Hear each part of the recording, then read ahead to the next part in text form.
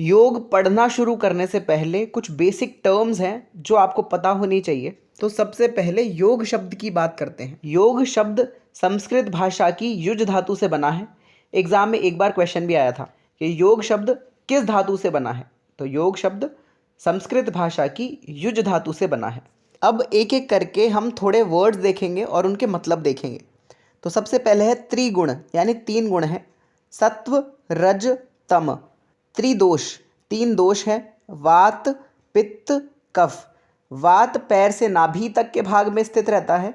नाभि से हृदय तक पित्त और हृदय से मस्तिष्क तक कफ।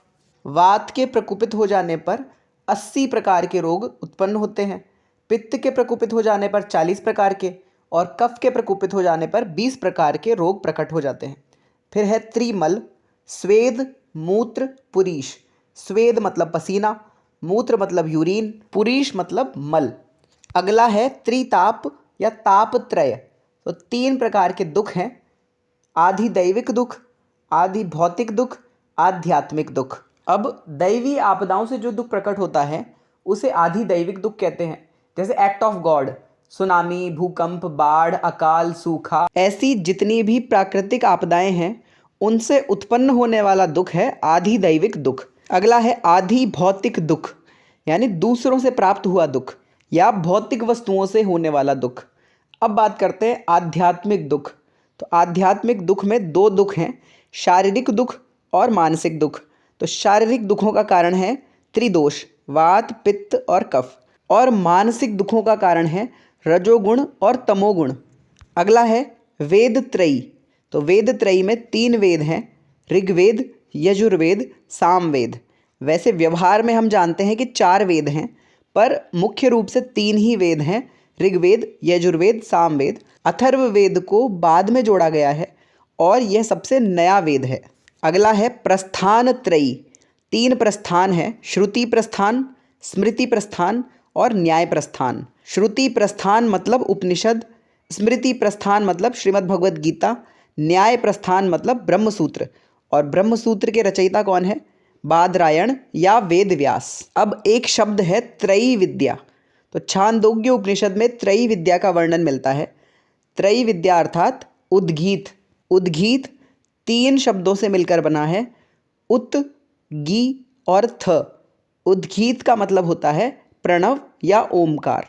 अब है आचार्य त्रय, यानी वेदांत के 3 मुख्य आचार्य हैं, आदिगुरु शंकराचार्य, रामानुजाचार्य, मध्वाचार्य।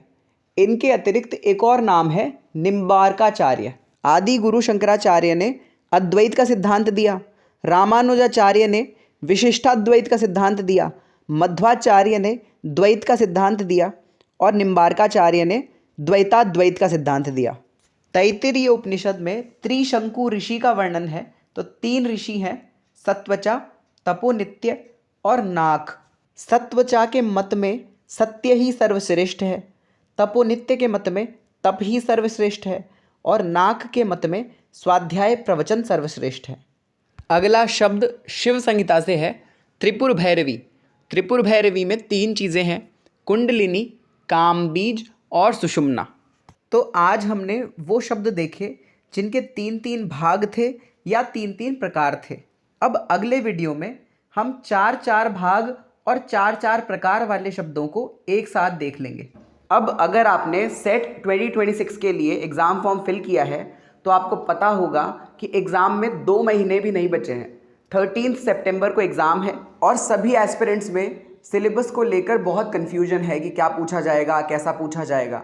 तो मैं एक बार में ही सबका कन्फ्यूजन क्लियर कर देता हूँ कि जो नेट का सिलेबस है वो ही सेट का सिलेबस है। तो अगर आप दिसंबर 2026 में नेट के लिए अपियर होने का भी सोच रहे हो तो सेट की प्रेपरेशन नेट में भी हेल्पफुल होगी। सीधी बात करें तो मेन एग्जाम है नेट 2026 और सेट एग्जाम को एक मॉक टेस्ट की तरह देखना है।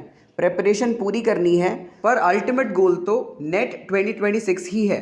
अब हमने जो ये कोर्स डिज़ाइन किया है ये सेट और नेट दोनों के लिए एप्लीकेबल है। वो कहते हैं ना, एक तीर से 2 निशाने। और अभी तो एक ऑफर और चल रहा है कि फर्स्ट 30 स्टूडेंट्स के लिए लाइफ टाइम वैलिडिटी है। सिर्फ एक बार फीस डिपॉजिट कराते ही गूगल ड्राइव का लाइफ टाइम एक्सेस मिल जाएगा। पर मैं दिल से ये चाहता हूँ कि दिसंबर 2026 के बाद आपको उस कोर्स की ज़रूरत ही ना पड़े, क्योंकि मैं नहीं चाहता कि आपको उस लूप में फंसा रहना पड़े जहाँ पर नेट हो गया पर JRF नहीं हुआ, PhD हो गया पर नेट नहीं हुआ। मैं चाहता हूँ कि ये अटेम्प्ट आपका आखिरी अटेम्प्ट हो और इसी अटेम्प्ट में आप JRF क्रैक करके जीवन में और बड़े लक्ष्यों को प्राप्त करने का प्रयास करो। अब अगर आपको कोर्स के रिगार्डिंग कोई और डिटेल चाहिए या फिर मुझसे डायरेक्टली बात करनी है तो ये फ़ोन नंबर है, इस फ़ोन नंबर पे कॉल करके आप मुझसे कनेक्ट कर सकते हो और सिलेबस के बारे में, एग्ज़ाम की प्रिपरेशन के बारे में, एग्ज़ाम के प्रेशर को हैंडल करने के बारे में, स्ट्रेस को मैनेज करने के बारे में कोई भी क्वेरी हो, कोई भी डाउट हो तो आप मुझसे डायरेक्टली पूछ सकते हो।